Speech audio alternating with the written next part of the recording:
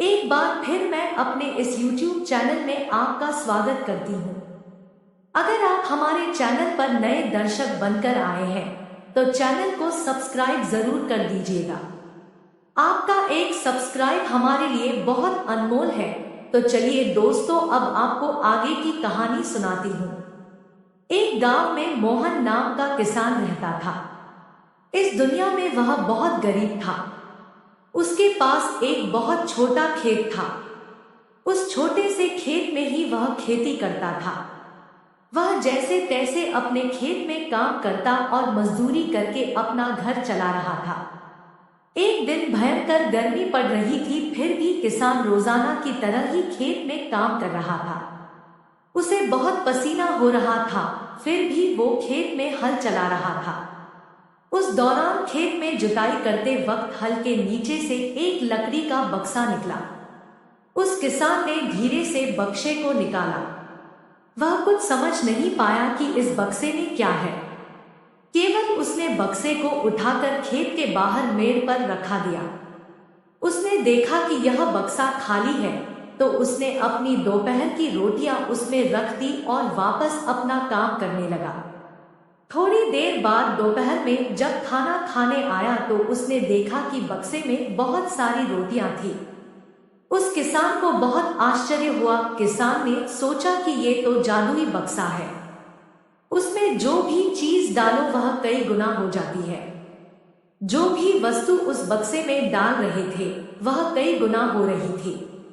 उसने दोपहर का भोजन किया और फिर हल चलाने लगा। जब शाम को घर आया तो बक्से को अपने साथ ले आया। आज वह किसान बहुत खुश था, क्योंकि उसे लग रहा था कि शायद अब उसकी गरीबी दूर हो सकती है। वह गरीब किसान एक धैर्य वाला व्यक्ति था। कभी भी उस बक्से से जरूरत से ज्यादा सामान नहीं लेता था। कुछ दिनों बाद उस बक्से के बारे में गांव के जमींदार को पता चला। वह जमींदार एक लालची व्यक्ति था। उसने सोचा, मेरे जमींदारी में किसी भी जादुई वस्तु पर तो मेरा अधिकार होगा। जमींदार के कहने पर उसके आदमी उस किसान को पकड़कर ले आए। उस जमींदार ने किस को धमकाया और कहा कि तुम्हारा खेत मेरी जमींदारी का हिस्सा है, इसलिए उस बक्से पर मेरा अधिकार बनता है। जमींदार की बात सुनकर किसान डरते हुए बोला, मालिक, भले ही जमींदारी आपकी है, लेकिन उस खेत पर खेती मैं करता हूं, तो बक्से पर मेरा अधिकार है। जमींदार समझने लगा कि यह किसान ऐसे नहीं मानेगा। उसने किसान को धमकाया और उसके घर से बक्सा छीन लिया। किसान बेचारा रोता रह गया। बक्सा लेकर जमींदार खुश हो गया। जमींदार ने बक्से से बहुत सारी वस्तुएं हासिल कर ली और मजे कर रहा था। थोड़े दिन बाद कुछ लोगों ने जादुई बक्से के बारे में मंत्री जी को बता दिया। पहली बार तो मंत्री जी ने ध्यान नहीं दिया, लेकिन वापस कुछ दिनों बाद उन्होंने अपने एक आदमी को भेजकर बक्से की सच्चाई के बारे में पता करवाया। जब उस मंत्री जी के आदमी को बक्से की सच्चाई पता लग गई, तब उसने मंत्री जी को जाकर बताया। मंत्री जी ने तुरंत जमींदार को बुलाया और कहा, तुम्हारे पास जो बक्सा है वह तुरंत मुझे दे दो। जमींदार ने मंत्री जी से हाथ जोड़कर निवेदन किया कि कृपया बक्सा मेरे पास ही रहने दीजिए, उस पर मेरा अधिकार है।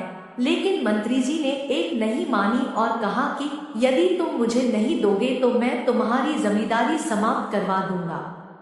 जमींदार ने डरकर बक्सा सौंप दिया। उस बक्से को प्राप्त करने के बाद मंत्री और भी मस्त हो गया। अब तो विरोधियों को मंत्री की शिकायत करने का एक और अच्छा मौका मिल गया। विरोधियों ने मंत्री की शिकायत के साथ साथ बक्से की बात भी राजा को बता दी। राजा को जब पता चला कि यह बक्सा किसी गरीब किसान के खेत से मिला है, तब राजा तुरंत अपने सेनापति के साथ मंत्री के घर गया और मंत्री से कहा, पूरे देश की जमीन पर राजा का अधिकार होता है, इसलिए उस बक्से पर मेरा अधिकार है। तुरंत बक्सा राजमहल भिजवा दो। मंत्री ने तुरंत राजा की बात मान ली और सेनापति को बक्सा दिया। उस राजा ने बक्से से सबसे पहले खजाने के धन को बढ़ाया और सुख सुविधाएं बढ़ाई। कुछ दिनों के बाद राजा को बक्से की चिंता होने लगी कि इसे कोई चुरा ना ले। राजा उस बक्से को हमेशा अपने साथ रखने लगा। एक दिन राजा ने सोचा, इस बक्से में ऐसा क्या है, आखिर इसका रहस्य पता किया जाए। उस बक्से का रहस्य जानने के लिए राजा उस बक्से में बैठ गया। बाहर निकला तो उसके जैसे अनेक राजा बाहर आ गए। लोग नहीं पहचान पा रहे थे कि असली राजा कौन है। सभी राजा राज्य करने के लिए आपस में लड़ने लगे। यह बात किसान को पता चली तो वह बहुत दुखी हुआ।